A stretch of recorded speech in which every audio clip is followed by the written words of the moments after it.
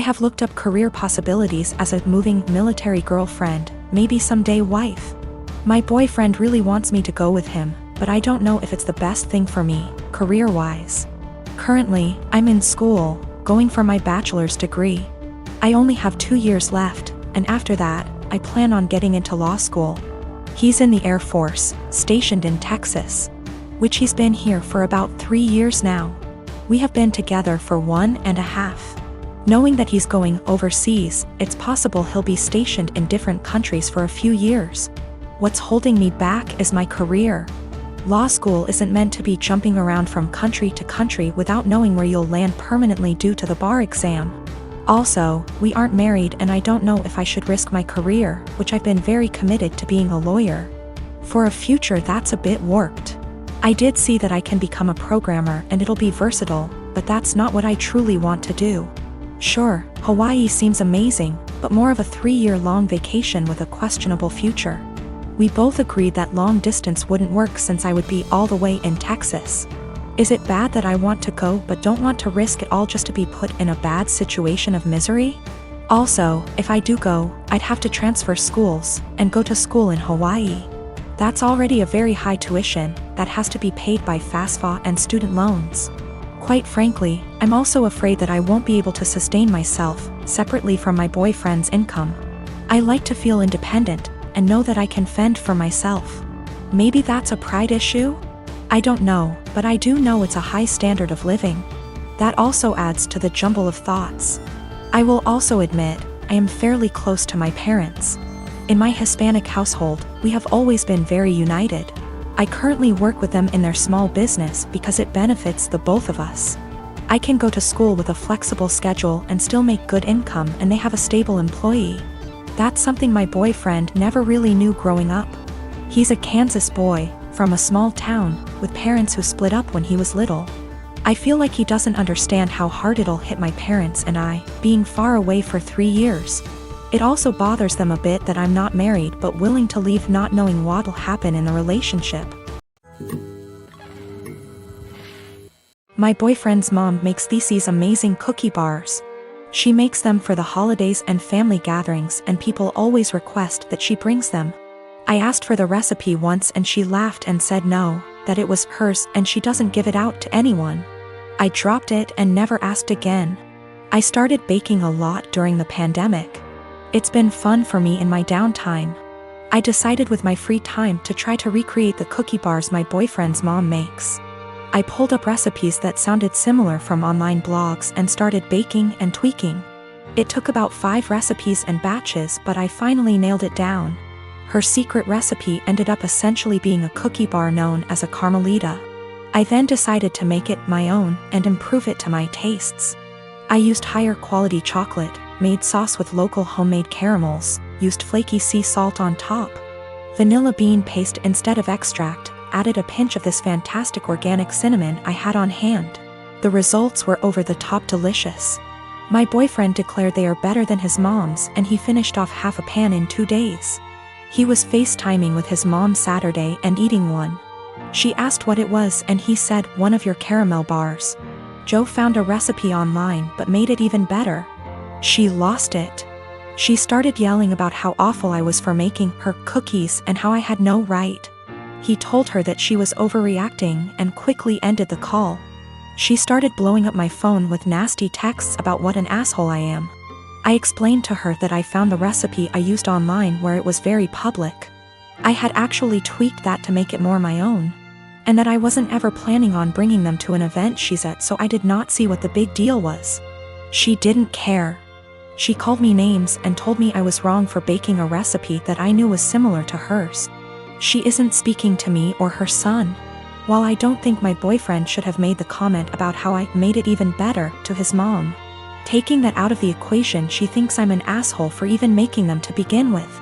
I disagree, but from the texts from her and a couple other family members of hers, they think I crossed a line. I'm getting married in a week to an awesome woman, and I cannot wait to be her husband. We are so excited. My brother is gay, but my family doesn't know, only me and my parents know. I come from a very old school traditional family, so the old part of the family, grandparents and some aunts/uncles still have last century's mind, and the younger portion, cousins/siblings, are open-minded and are living in the present. So my brother has been dating his BF for 6 months now. The dude is great. I'm so happy my brother found a great guy. But it's kind of a secret, as he hasn't told my family he is gay. I've been telling him for years that he should come out, cause I know it stresses him a lot. And I think it will make him feel better not to hide anymore. Plus I bet a few family members already know anyway. But he disagrees cause he knows a part of the family won't accept it and it will be a lot of drama. I see the opposite. I see it as the sooner you know who the idiots are, the sooner we can cut them from our lives. I have no interest in having someone in my life that doesn't accept my brother being gay. Anyway, that's his decision, not mine, so for now he won't say anything. Until a few weeks ago, when he said he wants to bring his BF to my wedding. I was not expecting that, to be honest. So he went from 0 to 100 pretty fast. If it was any other occasion I would be supportive obviously, but I don't think my wedding day is the day to do that. Imagine all the drama and gossip and bullshit that would happen. And I don't want to get the attention away from my fiancé. That's her day. And I don't want to have to worry about that on my wedding day, and I think it's a pretty good reason. I asked him why my wedding day. He said it's because he wants to celebrate love with the 2 people he loves the most. Me and his boyfriend. This is killing me. I would fight my whole family for my brother and never speak to them again if I had to. But my wedding day is supposed to be a celebration, not a family fight, and I can't do this to my wife. That might ruin our future. I didn't even tell her. She is already stressed out, don't want to make it even worse, with a heavy heart. I asked him to please come alone to the wedding, and that I hope he understands me. He started crying and left my house without saying anything. Next day I got a text and he said, "Don't worry, going alone." I tried calling him but he didn't answer me, and my parents don't seem to know what's happening because they didn't say anything. He eventually called me back a few days later. We spoke. He said he understands my side, but things are still weird between us. Is the worst situation of my life. Spoke to fiancé, couldn't keep this from her anymore. She agreed with me. I know it won't be my brother that would cause trouble. The trouble would start with remarks and looks from some aunt/uncle. Doesn't matter, we are spending a lot of money on this wedding, planned it for a long time. My fiancé put her heart and soul into planning this wedding. I don't want to see my bride or mom crying, or some idiot uncle insulting my brother. Literally every other day of my life I will support my brother's decision to come out. Even at the wedding, I would obviously defend him. But the point is, not at the wedding. My sister Anna is special need. She has severe autism, and while she is verbal, most of her communication is physical, like sign language due to her social discomfort. She does speak around family though and has pretty bad cognitive skills. She can't comprehend boundaries and lives with our parents, so they can best watch her. I am getting married in 3 months. We planned a simple wedding and reception at my fiancé Michael's parents' barn and farm. Since it's all gonna be DIY and we aren't planning anything too expensive, we can do things pretty quickly since flowers, food and decor will be provided by his family. I sent out invites last week and I asked that Anna not come. I told my parents I understood that would mean they may not show up, but it was just a heads up. Why no Anna? She has an issue with touching Michael and trying to kiss him. At times when we were at my parents' house, Anna would try and grab Michael's hands, try to lean in to kiss him, or would have a really bad shutdowns if she wasn't allowed to be directly next to him. We've tried speaking to her, but there's only so much we can do when she doesn't really understand. I told my parents I just want one day for Michael to be my partner and not Anna's comfort person. They called me selfish and asked how I expected them to agree to something like this. They told me Anna is disabled and may never experience a wedding of her own, and while I have Michael for probably the rest of our lives, she'll have no one, and that Michael and I can be a little more understanding to the reality of her life. I feel like a total ass, and what they're saying has really gotten to me, and I'm starting to question my decision. My parents called me letting me know they won't be coming and that it's best I don't bring Michael around anymore since I've chosen some man over my sister.